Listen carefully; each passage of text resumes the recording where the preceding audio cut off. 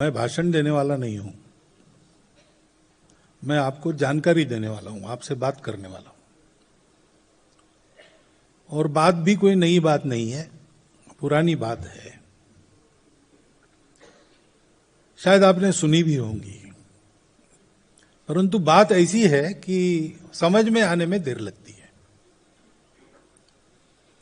संघ का काम ये एक अनोखा काम है। पूरी दुनिया में ऐसा काम नहीं है। ऐसा हम अपनी जानकारी के आधार पर पहले कहते थे, अब तो प्रत्यक्ष अनुभव आ रहा है कि संघ को देखने के लिए देश विदेश के लोग आते, पांचों महाद्वीपों से लोग आते हैं। देश की गतिविधियों के केंद्र में संघ का नाम आता है, इसलिए देखने आते हैं।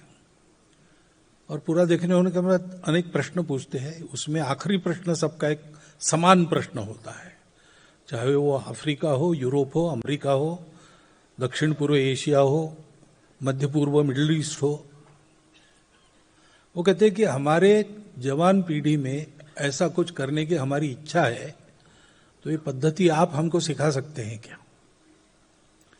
तो इसका मतलब जो हम कर रहे हैं उसके लिए दूसरी पद्धति नहीं है, यही पद्धति है। और अपने देश के इतिहास में भी संभवतः तथागत बुद्ध के बाद ऐसा अखिल भारतीय काम नहीं हुआ है। तो इसके लिए कोई कंपेरेबल नोन दूसरा उपलब्ध नहीं है। आदमी किसी बात को जानता है, फ्रॉम नोन टू अननोन जानता है, लेकिन इसके लिए कोई कंपेरेबल दूसरा है ही नहीं। गगनम गगनाकारम सागरम सागरोपमा राम रावण योर युद्धम राम रावण योरिव। गगन कैसा है तो गगन जैसा है, उसके जैसा दूसरा एक्सपांस नहीं है। सागर जैसा एक इतनी विशाल वाटर बॉडी दूसरी नहीं है। राम रावण का जो युद्ध हुआ था उसके जैसा वही हुआ। तो इसलिए बहुत बार लोग संघ को, बाकी चल रहे अनेक काम है, अनेक संस्थाएं है, संगठन है, पार्टीज है, बहुत सारा चलता है, उसी के साथ बिठाकर देखना चाहते तो गलतफहमी होती है। और संघ को ऊपर ऊपर से और दूर से देखेंगे तो भी गलतफहमी होती है, क्योंकि आप हमारे कार्यक्रमों को देखते हैं। कुर्ता पैजामा पहन के मैं यहां आपके सामने बैठा हूं, कल ये वेश बदल कर दूसरा, तो आप मेरे कपड़ों को जानेंगे। आदमी को जानना है तो थोड़ा और अंदर जाके विचार करना पड़ेगा। ऐसे संघ के स्वयंसेवक रूट मार्च करते हैं, संचलन करते हैं, लेकिन संघ पैरामिलिट्री ऑर्गेनाइजेशन नहीं है। संघ के स्वयंसेवक लाठी काठी सीखते हैं, लेकिन संघ कोई अखिल भारतीय अखाड़ा नहीं है। संघ में भारतीय रागदारी के आधार पर घोष की धुनें बजती है, व्यक्तिगत गीत होते हैं, सांघिक गीत होते हैं, लेकिन संघ कोई अखिल भारतीय संगीत शाला नहीं है। संघ के स्वयंसेवक राजनीति में भी है, लेकिन संघ पॉलिटिकल पार्टी नहीं है। कई बातें ऊपर से देखेंगे तो गलतफहमी होगी, और इसलिए संघ को जानना है तो संघ का अनुभव लेना है, संघ को आकर अंदर से देखना है। चीनी कैसे है, इस पर व्याख्यानमाला हो सकती है, प्रश्नोत्तर भी हो सकते हैं, लेकिन एक चम्मच चीनी खा लेंगे तो इस सब की आवश्यकता ही नहीं है। परंतु ऐसा कुछ खाना है तो कम से कम वो ठीक है, उसकी परीक्षा करने में कोई खतरा नहीं है, इतना तो पता होना चाहिए। इसलिए फिर एक बार 100 साल के बाद हम आपको बता रहे हैं कि संघ क्या है। क्योंकि संघ का जो काम है वो संघ के लिए नहीं है, वो पूरे देश के लिए है, भारतवर्ष के लिए। संघ क्या है जानना है तो पहले संघ क्या नहीं है ये जानना चाहिए। संघ किसी दूसरे संगठन की कंपटीशन में निकला नहीं और नहीं है। संघ किसी एक विशिष्ट परिस्थिति की रिएक्शन में, प्रतिक्रिया में नहीं चला है। संघ किसी के विरोध में नहीं चला है। हमारा काम सर्वेशाम अविरोधेन, बिना किसी का विरोध किए करने का काम है, चलने वाला काम है। संघ को पॉपुलैरिटी नहीं चाहिए, संघ को पावर नहीं चाहिए। संघ चला है, जितने भी भले काम देश में चल रहे हैं और आगे भी होंगे, वो ठीक से पूरे हो जाए, इसलिए जो होना चाहिए वो करने के लिए संघ है। और इसलिए थोड़ा आपको इतिहास में जाना पड़ेगा। 1857 में स्वातंत्र्य युद्ध हुआ। अपने राजा थे, अपनी सेनाएं थी, सब कुछ था। पराक्रम हमारा सर्वश्रुत तब से है, उसके पहले से भी है, आज भी है। लेकिन सब होने के बाद भी हम अपने घर में विदेशियों से हार गए। तो विचार मंथन शुरू हुआ देश में। ऐसे कैसे हुआ? मुट्ठी भर लोग सागर पार से आए, हम पर राज कर रहे, और हम सब मिलकर लड़ते हैं तो भी हम हार जाते हैं। तो एक मत यह आया कि एक बार हार गए तो क्या गया, अभी तो हमने लड़ाई हारी है, मोर्चा हारा है, लड़ाई थोड़ी हारी है, फिर एक बार शस्त्र लेके प्रयास करेंगे। तो सशस्त्र अंग्रेजों से संघर्ष करके उनको भारत से निकाल देने का रास्ता, रिवोल्यूशनरी मूवमेंट, क्रांतिकारी आंदोलन, वो एक धारा चली। सुभाष बाबू के 1945 में अंतर्धान होने तक वो धारा चली। उसके बाद 47 में हमको स्वतंत्रता मिली तो उसका प्रयोजन नहीं रहा। लेकिन उस कालखंड में उस धारा ने हमको ऐसे दैदीप्यमान चरित्र दिए जिसको सुनकर आज भी हम प्रेरणा लेते हैं। दूसरा मत यह था कि ब्रिटिशों से हम इसलिए हार गए कि लड़ने वाले तो हम सब लोग थे, राजा थे, सेनाएं थी, लेकिन लोगों में राजनीतिक जागृति नहीं थी, पॉलिटिकल अवेयरनेस नहीं था। तो एक राजनीतिक आंदोलन चलना चाहिए जो सारे समाज को स्वतंत्रता के लिए खड़ा करेगा। और सर ओ एलन ह्यूम की प्रेरणा से, ब्रिटिश सरकार की योजना से एक सेफ्टी वॉल के नाते एक संस्था उत्पन्न हुई, इंडियन नेशनल कांग्रेस। लेकिन हमारे लोगों ने उसी को अपने आजादी के लड़ाई का बहुत प्रभावी हथियार बनाया, और उसके नेतृत्व में जो काम हुआ, बहुत बड़ी जन जागृति हुई। आदमी स्वतंत्रता के लिए रास्ते पर आए। जो कुछ करता था वो देश की स्वतंत्रता के लिए करता था, ऐसा वातावरण ला एक लंबे समय तक। चरखा चला चला के लेंगे स्वराज लेंगे। तो चला तो चरखा रहा है, कैसे क्या होगा? अरे भाई नहीं, ये चरखा चला इसलिए रहा है कि देश स्वतंत्र हो, ऐसा वातावरण था। उसके फलस्वरूप हमको स्वतंत्रता मिली। सशस्त्र एक तरफ से, दूसरा ये। परंतु हम देखते हैं कि राजनीतिक जागृति की वो धारा चलते चलते, पूरे देश की एक धारा थी, वो धीरे धीरे विभक्त हो गई और मतांतर हो गए। कोई बात नहीं, ये तो चलता है प्रजातंत्र में, और हर एक जितने आदमी उतने मत, ये तो रहता ही है। परंतु वो पवित्रता, शुद्धता और प्रभाव उस धारा का रहा नहीं। स्वतंत्रता के बाद धीरे धीरे अधपतन होकर कहां आ गई, मैं वर्णन नहीं करता, आप अनुभव कर रहे। तीसरी एक धारा थी, उन्होंने कहा कि भाई अंग्रेजों से टक्कर लेने की बात हो रही, तो क्या हम उनकी बराबरी कर सकते हैं? बाकी तो हम कर लेंगे, लेकिन एक समाज के नाते हम लोग एक समाज है क्या? इतने सारे भेद है, दकियानुसीपन है, रूढ़ी कुरीतियों का बोलबाला है, आपस में लड़ते हैं, स्वार्थ है, अशिक्षा है। इन सब से उबार कर अपने समाज को एक स्वस्थ समाज के नाते जब तक खड़ा नहीं करते, तब तक अंग्रेजों से लड़ने की कुव्वत ही नहीं होगी हमारी। और इसलिए समाज सुधार की धारा ये चली। राजा राम मोहन राय से लेकर बहुत सारे लोग उसमें थे। प्रामाणिकता से, निस्वार्थ बुद्धि से जीवन लगाकर लोगों ने काम किया। परंतु क्या हुआ, क्या दुर्भाग्य है पता नहीं, वो धारा पूरे समाज में एक द्वीप बनकर रह गई। हमारे नागपुर के पास वर्धा है, उसके पास एक मंगरूल दत्त नाम का देहात है। वहां कोई 37-38 जातियां रहती थी। तो एक महात्मा वहां है 150 साल पहले, और उन्होंने जाति निर्मूलन का काम हाथ में लिया। महात्मा थे, सब उनका सम्मान करते थे, अभी भी करते हैं। लेकिन अब स्थिति ऐसी है कि वो 37-38 जातियां कायम है। जात न मानने वालों की एक 39वीं जात वहां पर एक है। और अब ऐसा क्यों हुआ, उसके कारणों में मैं नहीं जाता। सारे प्रयास शुद्धता से हुए, प्रामाणिकता से हुए, लेकिन ये हुआ। और चौथा प्रवाह था, वो कहते थे कि भाई हम अपने आप को भूल गए, अपने मूल तक चलो फिर से। हमको लगता है हम अपने मूल पर खड़े, ऐसा नहीं, हम भटक गए, इसलिए अपने मूल पर वापस चलो। स्वामी विवेकानंद, स्वामी दयानंद सरस्वती, ऐसे लोग थे। वो भी काम चला और अभी भी चल रहा है।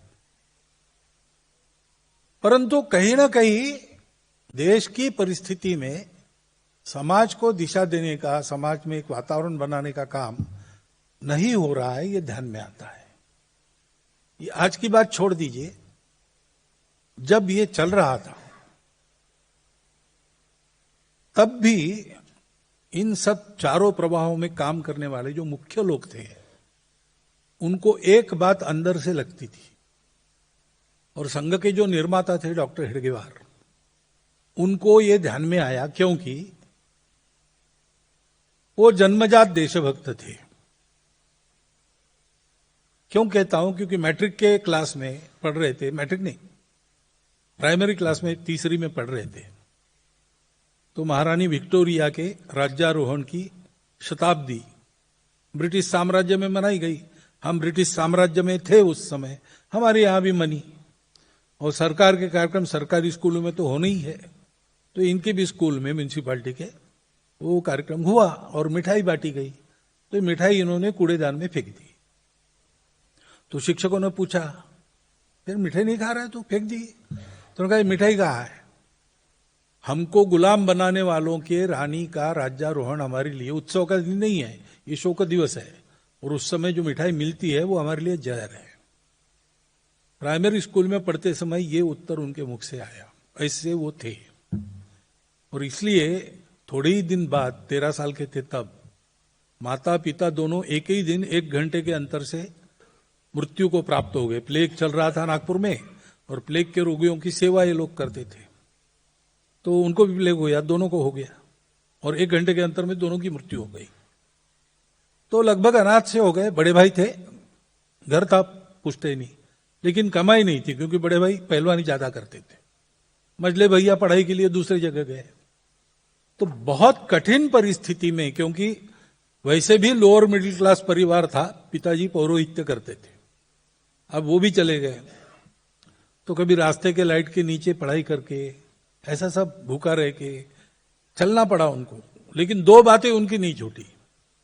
एक तो अपने पढ़ाई में हमेशा फर्स्ट क्लास में आना, पहले 10 में आना क्लास में, और दूसरा देश के लिए जो कुछ चल रहा हो, इन चारों प्रवाहों के काम, उसमें सक्रिय सहभाग लेना, यह उनके जीवन का स्थायी भाव। और इसलिए जब वंदे मातरम आंदोलन शुरू हुआ, तो नागपुर के विद्यालयों में वंदे मातरम आंदोलन ऑर्गेनाइज करने वालों में ये थे। तो स्कूल का इंस्पेक्टर आता था, स्कूल में जाता था, तो क्लास में उसका स्वागत होता था, वंदे मातरम। तो फिर गुस्सा हो गए साहब, गोरे साहब थे, उन्होंने रिपोर्ट किया, पुलिस ने सारे स्कूल बंद कर दिए, और चला कौन है इसके पीछे, तहकीकात चली। 4 महीने हो गए, लेकिन कोई नहीं मिला। इतने कुशल संयोजक थे। 4 महीने के बाद सारे गार्डियंस वगैरह सब एकत्र आ गए कि भाई बच्चों की पढ़ाई का नुकसान नहीं होना चाहिए, करने वाले तो करके गए, सब भुगत रहे। तो एक नॉमिनल अपॉलॉजी इस नाते ऐसा तय हुआ कि प्रत्येक छात्र आएगा, क्लास में जाते नहीं के पहले गेट पर मास्टर साहब पूछेंगे उसको, गलती हो गई ना तो मुंडी हिलाना अथवा हाँ कहना, तो क्लास में प्रवेश, विद्यालय शुरू हो गए। लेकिन 2 विद्यार्थी नागपुर में थे, उन्होंने ये भी करने से इनकार कर दिया। उन्होंने कहा कि हमारी मातृभूमि का वंदन करना, उसकी जय कहना, ये अपराध है, इसको तो हम सपने में भी कबूल नहीं करेंगे, तो ये नॉमिनल अपॉलॉजी भी हम नहीं देंगे। और इसलिए वो रस्टिकेट हो गए। उसमें एक केशव हेडगेवार थे। ऐसे छात्रों के लिए राष्ट्रीय विद्यालय उस समय चलाए गए थे, उसमें गए यवतमाल नाम के स्थान पर। अंग्रेजों ने वो भी बंद कर दिया, तो प्राइवेटली परीक्षा देकर और वो फर्स्ट क्लास में मैट्रिक पास हुए। ये उनमें जो चिंगारी थी उसको देखकर नागपुर के नेताओं ने चंदा जमा करके, क्योंकि इनकी तो परिस्थिति थी नहीं, प्रवास का खर्चा यानी आने जाने का खर्चा और फीस जुटा के उनको कलकत्ते भेजा, डॉक्टरी पढ़ो। लेकिन डॉक्टरी पढ़ने का बहाना, वहां देश भर के क्रांतिकारियों की कोऑर्डिनेशन कमेटी थी, अनुशीलन समिति। तो इनको काम दिया गया कि डॉक्टरी पढ़ते पढ़ते उनसे कांटेक्ट करो और देश के इस पश्चिम भाग में क्रांति कार्य का प्रारंभ। तो दोनों काम उन्होंने अच्छे किए। 4 साल मेडिकल की पढ़ाई की, हालत खस्ता जी, पैसा पास में नहीं था। तो 2 दोस्त रहते थे लॉज में, उनके बीच की जगह, 2 कॉट्स के बीच की जगह, उस पर अपनी दरी डालकर उस पर सोते थे। और वो 3-4 दोस्त थे, इधर विदर्भ से वहां पढ़ने के लिए गए। उनके भोजन का डिब्बा आता था, तो 4 में ये 5वां एडजस्ट हो जाता था। ऐसे वो रहे, परंतु मेडिकल भी फर्स्ट क्लास में पास हुए। और क्रांतिकारी वो जो समिति थी, अनुशीलन समिति, उसके कोर कमिटी मेंबर बने। कोड नेम कोकेन, ऐसा उनका था। कोकेन चंद्र नाम के कोई व्यक्ति चंद्रनगर में रहते थे, उनका नाम इनको दिया था।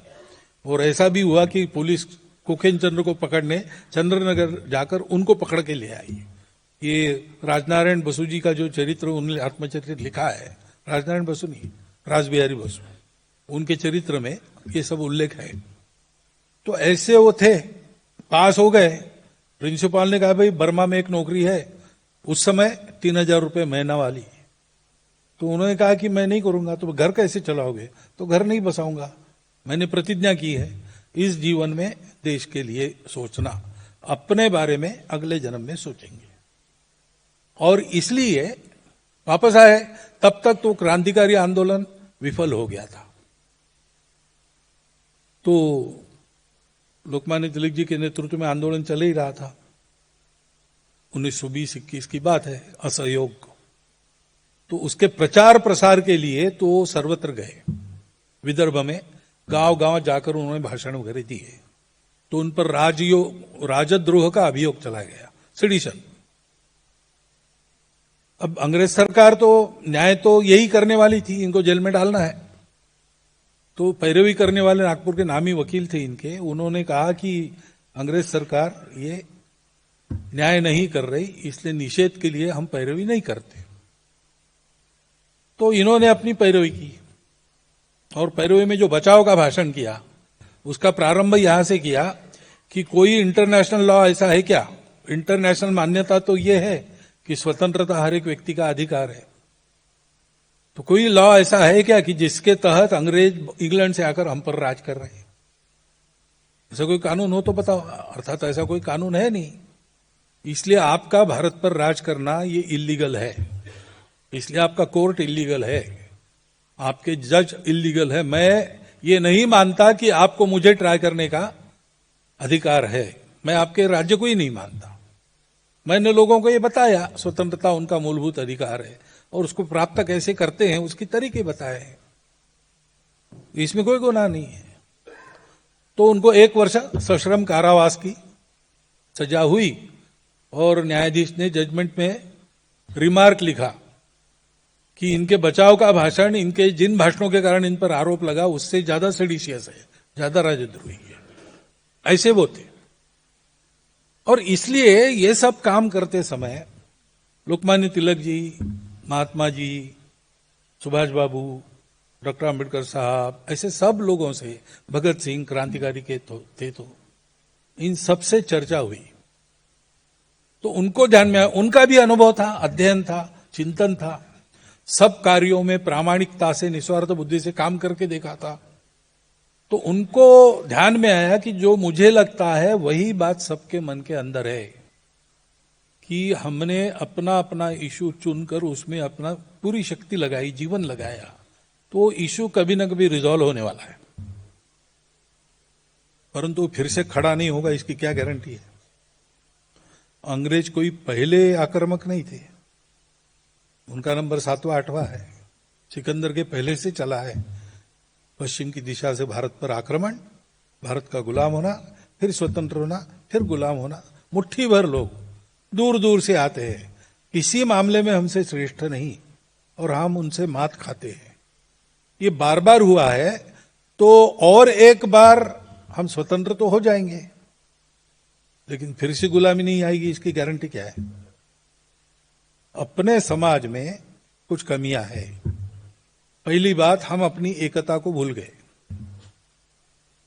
दूसरी बात, हम स्वार्थी बन गए और गुणहीन बन गए। अनुशासन नहीं, स्वच्छता नहीं, दारिद्र्य है, अज्ञान है और गुणहीन बन गए। अनुशासन नहीं, स्वच्छता नहीं, दारिद्र्य है, अज्ञान है। इन सबको ठीक किए बिना, इस समाज को एक स्वस्थ संगठित समाज बनाए बिना ये बार बार होना रुकेगा नहीं। हमारा तो समय लग गया एक काम में, अब हमारे पास समय नहीं, लेकिन किसी को इस काम को करना चाहिए। तो डॉक्टर हेडगेवार ने सोचा कि अगर ऐसा है तो मैं प्रयोग करता हूं। उन्होंने 8-10 साल प्रयोग किए कि ये अपना जो विविधताओं से भरा हुआ समाज है उसको एकता के सूत्र में कैसे बांध सकते हैं और उसमें गुण कैसे भर सकते हैं। एकता और गुणवत्ता वाला संगठित समाज, स्वस्थ समाज कैसे खड़ा करना, इसके प्रयोग किए। और जब उनको वो सूत्र, वो पद्धति मिल गई, तो उन्होंने विजयादशमी 1925 के दिन सुबह अपने घर में बैठक बुलाई। तो उनके साथी थे, सामान्यतः ये 4 प्रकार से जो काम चल रहे थे सारे लोग उसमें ही थे। तो जो बचे खुचे थे वही इनके पास आए। तो उनको उन्होंने कहा कि आज से अपना, जैसी चर्चा हो रही थी, सबका मन बन गया था कि आज से अपना ये संपूर्ण हिंदू समाज का संगठन करने वाला संघ हम प्रारंभ हो रहा है। बाद में लोगों ने आके पूछा अब करना क्या है, तो उन्होंने कहा किसने तय किया है, बैठो सब मिल के बात करो, तय करो। आगे 14 साल इनको सब पता था, इनका प्रयोग सफल हो चुका था, लेकिन डिक्टेट किए बिना चर्चा में से ये बातें उन्होंने पहुंचाई, नए कार्यकर्ताओं के हाथ में दी, उन्होंने उसके आधार पर काम करके देखा और संघ स्थापना 1925 में हुई। संघ की कार्य पद्धति 1939 में पक्की हो गई। एक प्राकृतिक विकास है। घर में बालक आता है नया, तो उसका नाम तय नहीं रहता है। पश्चिम के देशों में हॉस्पिटल में पहले नाम देना पड़ता है, तो बर्थ सर्टिफिकेट ही नहीं मिलता। अपने यहाँ ऐसा नहीं है, कम से कम 12 दिन रुकना पड़ता है। तो ऐसे ही हुआ, संघ का नाम निश्चित, संघ स्थापन हुआ तब संघ का नाम नहीं था, कॉन्स्टिट्यूशन नहीं थी, समिति नहीं थी। डॉक्टर हेडगेवार ने संघ स्थापन किया, वो पहले सरसंघ चालक है, लेकिन वो सरसंघ चालक डिक्लेयर हुए 29 में, 4 साल बाद। ऐसे संघ विकसित हुआ सामूहिक अनुभव के चिंतन के आधार पर, और चला। सब कामों को पूर्ण करने वाला काम। इसलिए मैंने कहा, बाइबल में एक वाक्य है, वैसे ही संघ के बारे में हम कह सकते हैं, Sangh has come to fulfil not to destroy. सब अच्छे कामों की पूर्णता जिससे होगी वो करने का काम संघ का काम है। संघ की ये जो मेथोडोलॉजी है, पद्धति है, वो आरएसएस है। जिसको आप आरएसएस कहते हो, आप कैसे कहते हो पता नहीं, बहुत से लोग कहते हैं कि नरेंद्र भाई प्रधानमंत्री है आरएसएस। प्रधानमंत्री है, उनकी एक पॉलिटिकल पार्टी है बीजेपी, वो अलग है, उसमें बहुत स्वयंसेवक है, प्रभावी भी है, लेकिन संघ की नहीं। संघ के स्वयंसेवक उसमें है, क्योंकि ये जो पूरे समाज को संगठित करने का काम है वो बहुत समय खाने वाला काम है और लग के करना पड़ता है। इसको करने वाले को दूसरे किसी काम की फुर्सत नहीं रहती। आप हमारे कार्यकर्ताओं में घर में जाकर उनके घर की माताओं को पूछिए तो कहेंगे इनको घर में ध्यान देने की फुर्सत ही नहीं है। हमारी एक मौसी जी थी, संघ के घर में ब्याही गई, तो वापस आने के बाद उन्होंने कहा कि मुझे पता नहीं था मेरी एक सौत है। सौत है? सब शॉक हो गए, पूछा कौन? तो बोले संघ। इतना लग के वो करना पड़ता है तो दूसरे कामों के लिए समय ही नहीं बचता। इसलिए संघ ने पहले से तय किया है कि संपूर्ण समाज को संगठित करने के अलावा संघ को दूसरा कोई भी काम नहीं करना है और ये काम पूरा होने के बाद और कोई दूसरा काम संघ नहीं करेगा। तो फिर देश के लिए बहुत सारी बातें होनी है, वो कौन करेगा? ऐसा लोग पूछते थे तो डॉक्टर साहब बताते थे संघ कुछ नहीं करेगा, स्वयंसेवक कुछ नहीं छोड़ेंगे, वो सब करेंगे। वो सब करेंगे, वो उनका है, स्वतंत्र है, स्वायत्त है, स्वावलंबी होगा, अलग है। 1,30,000 से ऊपर छोटे बड़े सेवा कार्य बिना सरकारी पैसा लिए समाज के सहयोग से, जहां जितना आवश्यक है उतना अपनी चमड़ी अपना समय खर्चा करके, अपनी चमड़ी घिसकर अपना दमड़ा खर्चा करके स्वयंसेवक करते हैं। वो सेवा संघ की नहीं, स्वयंसेवकों की है। सब क्षेत्रों में स्वयंसेवक काम कर रहे हैं, लेकिन वो उनके कार्य अपने अपने स्वतंत्र, अलग, स्वायत्त, स्वावलंबी कार्य है। जैसे चर्चा होती है वैसा संघ का कोई डायरेक्ट या रिमोट कंट्रोल उन पर नहीं है। संघ कंट्रोल किसको कर सकता है? कंट्रोल की है क्या हमारे हाथ में? ये हमारे कार्यकर्ता लोग साथ में बैठे एक सभागृह में, उन्होंने कल काम बंद कर दिया तो मैं क्या कर सकता हूं उनका? हमारा मन मर्जी और दोस्ती के आधार पर चलने वाला काम है, उसमें कोई कंट्रोल की बात ही नहीं होती। स्वयंसेवक है, आते जाते रहते हैं, बातचीत होती रहती है, अच्छा काम है तो हम सबको मदद करते हैं, उनको भी करते हैं।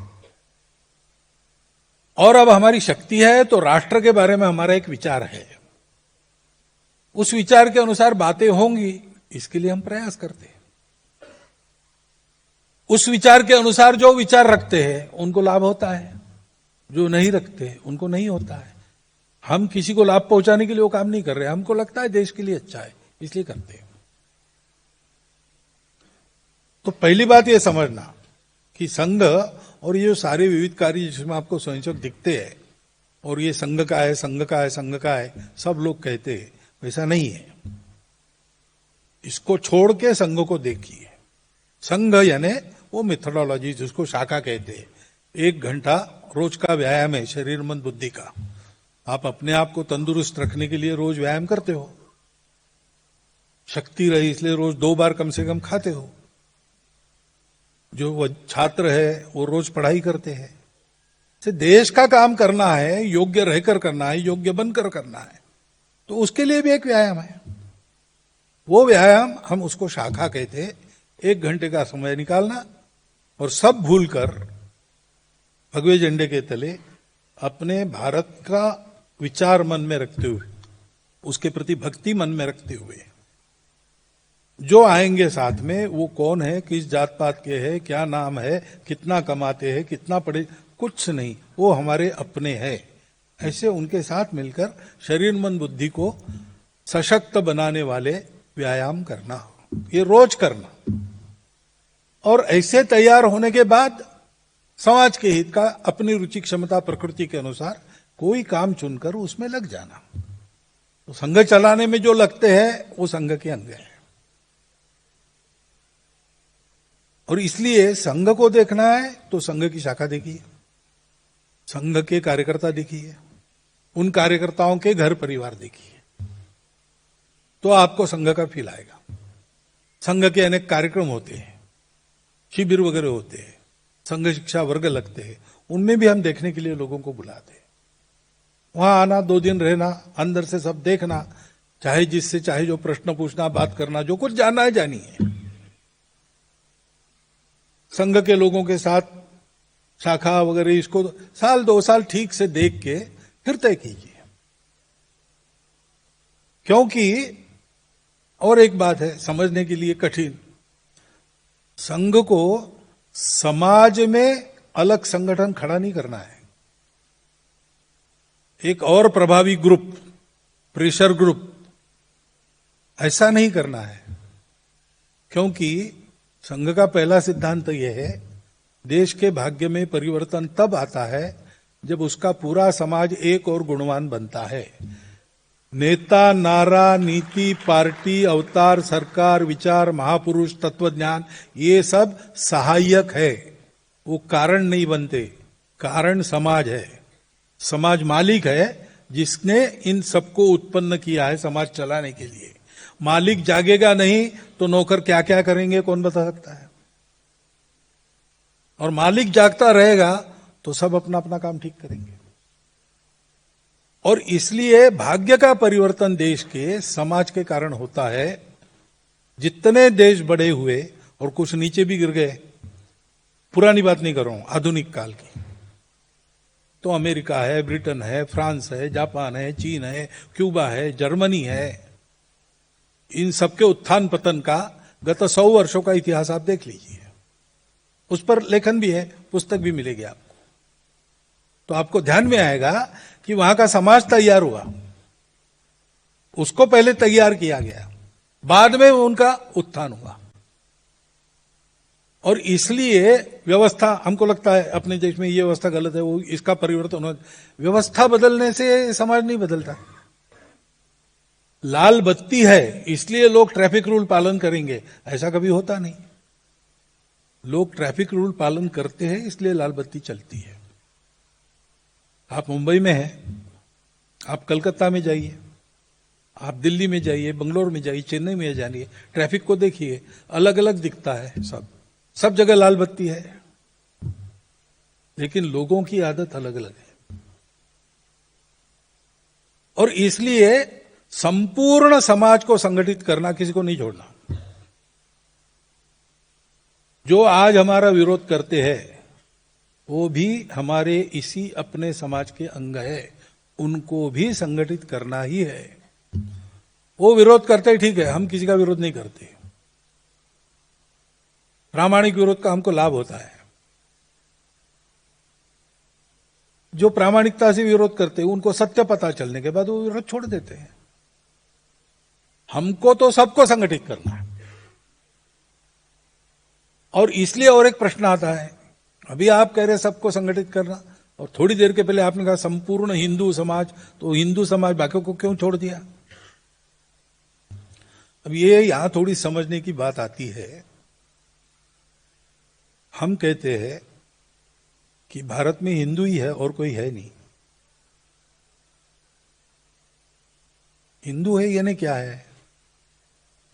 हिंदू कहने से हम उसको रिलीजन न माने, पूजा पाती कर्मकांड न माने। हिंदू एक विशिष्ट समुदाय का नाम नहीं है। हिंदू ये नाउन नहीं है, संज्ञा नहीं है। हिंदू एडजेक्टिव है, विशेषण है। हिंदू शब्द बाहर से आया, ठीक है, रामायण महाभारत में नहीं, वेदों में नहीं है, बाहर से आया। कहते हैं कि भाई पारसी लोगों ने, ईरान के लोगों ने हमको हिंदू कहा, तो ईरान का इसराइल से अच्छा व्यापार चलता था उन दिनों में, तो यहूदी लोगों को पता चला। अब हमारे व्यापारिक संबंध भी रहते थे, तो हमारे पश्चिम किनारे पर जो व्यापारी थे, जिनके जहाज उधर जाते थे आते थे, उनको पहले पता चला कि हमको हिंदू कहा जाता है। जाता है तो जाता है, क्या है, हमको सौदे से मतलब है। लेकिन फिर जैसे इंटेलेक्चुअल्स बाहर की चीजें जल्दी पकड़ते हैं, तो उस समय के जो बौद्धिक थे उनके पास वो शब्द आया, तो हमारे ग्रंथों में आया, लोगों में नहीं था। हमारे पास एक ही शब्द था, मानव। धर्मशास्त्र लिखे गए, मानव धर्मशास्त्र, हिंदू धर्मशास्त्र नहीं है। तो लोक भाषा में जब कोई शब्द आता है संत उसको पकड़ते हैं, क्योंकि वो लोगों की भाषा में बात करते लोगों से। तो पहली बार इस शब्द का उपयोग करने वाले संत का नाम है श्री गुरु नानक साहब जी। आक्रमण हुआ पंजाब पर बाबर का, तो शाहपुरा नाम के स्थान पर गुरु नानक देव जी उपस्थित थे और उन्होंने वो देखा सब अत्याचार नरसंहार, और उन्होंने वर्णन लिखा है। तुर्कस्तान खसमाना किया, हिंदुस्तान डराया, हिंदुस्तान शब्द का उपयोग किया है। सच की वाणी आंखें नानक, सच समालसी सच की बेला, काया कपड़ टुक टुक होसी, हिंदुस्तान समालसी बोला, ऐसा उन्होंने कहा है।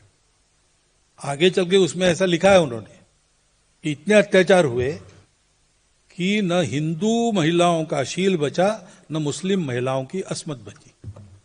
क्योंकि बाबर का आक्रमण हुआ तब सल्तनतें हो चुकी थी, 11 सुल्तान शायद हो चुके थे। तो हिंदुओं से मुसलमान बने भारतीय वहां थे, बाबर ने उनको भी पीटा, और इसलिए दोनों की महिलाओं पर अत्याचार हुए।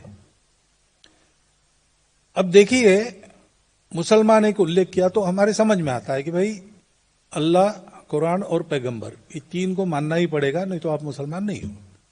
तो एक स्पेसिफिक वर्णन है, मुसलमान कहने बाद ये तीन, यही सही है, दूसरा गलत है, ऐसा मान के चलते हैं। भक्ति में ऐसी निष्ठा होती है। लेकिन बाकी ऐसे लोग थे वहां, वैष्णव थे जो विष्णु को ही मानते, शैव थे जो शिव जी को ही मानते, जैन थे, बौद्ध थे, शाक्त गाणपत्य सौर सब थे। लेकिन उनका अलग अलग उल्लेख नहीं किया, उन सबको एक नाम में गुरु नानक देव जी ने बांध दिया, हिंदू। तो क्या अंतर हुआ? तो एक ही अंतर है, इनके सबके अलग अलग देवी देवता है, अलग अलग कर्म कांड है, अलग अलग उपासना पद्धति है, अलग अलग गुरु भी है, उस पर सब पक्के रहते हैं। लेकिन सब ये मानते हैं कि मेरा मेरे लिए है, वो ठीक है, लेकिन तुम्हारा तुम्हारे लिए है। तो तुम भी वही पहुंचने वाले हो जहां मैं पहुंचूंगा। हो सकता है तुम देर से पहुंचो या तुम जल्दी पहुंचो, हो सकता है तुम्हारा रास्ता ज्यादा आसान हो, मेरा कठिन है। लेकिन मनुष्य जितने उतने रास्ते हो सकते हैं, सबको जाना एक ही जगह है। अब जिनको याद है शिव महिम्न स्तोत्र याद कीजिए। रुचि नाम वैचित्र्यात रुजु कुटिल नाना पथयुताम। रुचि वैचित्र्य, अलग अलग प्रकार की रुचि होने के कारण अनेक प्रकार के रास्ते होते हैं, सीधे साधे, टेढ़े मेढ़े, अच्छे, थोड़े से गड़बड़, सब होता है। नृणाम एको गम्य, मनुष्यों को एक ही जगह जाना है। त्वम असि, तुम्हारे पास हे भगवान। कैसे? पयसाम अर्णवई हुआ, जैसे विश्व में कहीं भी गिरे पानी पृथ्वी पर तो जाएगा सागर में, वैसे सब लोग पहुंचने वाले हैं। किसी का रास्ता गलत नहीं है, सबका सम्मान करो, सबका स्वीकार करो, अपनी श्रद्धा पर पक्के रहो, दूसरी की श्रद्धाओं का सम्मान स्वीकार करो, मिलजुल कर रहो, ये मुख्य बात है। रहते समय ऐसे रहो कि अपने से दूसरों को कष्ट न पहुंचे। सब पापस्य अकरणम कुशलस्य उपसंपदा सच्चित्त परियोदपनम एते बुद्धानुशासनम। तो कोई पाप नहीं करना। पाप क्या होता है? पुण्य पर उपकार, पाप पर पीड़ा। परहित सरिस धर्म नहीं भाई, पर पीड़ा सम नहीं अधमाई। ये करो और कुशलस्य उपसंपदा, अपना पेट भरो। लेकिन कैसे? कुशलता पूर्वक, यानी दूसरे किसी को कष्ट न देते हुए अपना पेट भरो।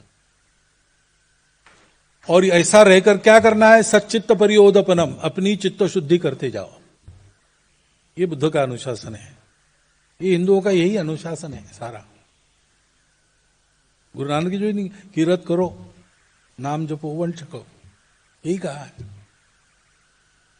सब लोग ऐसा जो ये मानते हैं, ये हमारा स्वभाव है और आज नहीं है, आदिकाल से है। भारत राष्ट्र के नाते इस स्वभाव के कारण खड़ा हुआ है। हम नेशन नेशन कहते हैं, नेशन के पीछे स्टेट होता है, स्टेट बदला तो नेशन बदला, ऐसा नहीं है। भारत का विकास क्रम एकदम अलग है।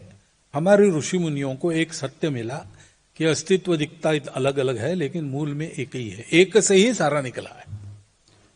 इसका मतलब है हम लोगों का आपस का जो व्यवहार है वो सौदे के आधार पर नहीं चलेगा, लेन देन के आधार पर नहीं चलेगा। हम लोग एक दूसरे के हैं, अपनेपन के आधार पर हमको चलना है। फर्क है, आप मेरा भला करो तो मैं आपका भला करूंगा, आप नहीं करोगे तो मैं भी नहीं करूंगा। आप आड़े आओगे तो मैं हटा दूंगा, हटेंगे नहीं तो काट दूंगा। सौदे में ऐसा होता है, यहां ऐसा नहीं है।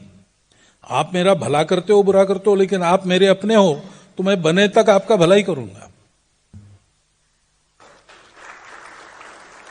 अब इसके कारण नुकसान भी हुआ है, लेकिन हमने ये नहीं छोड़ा है।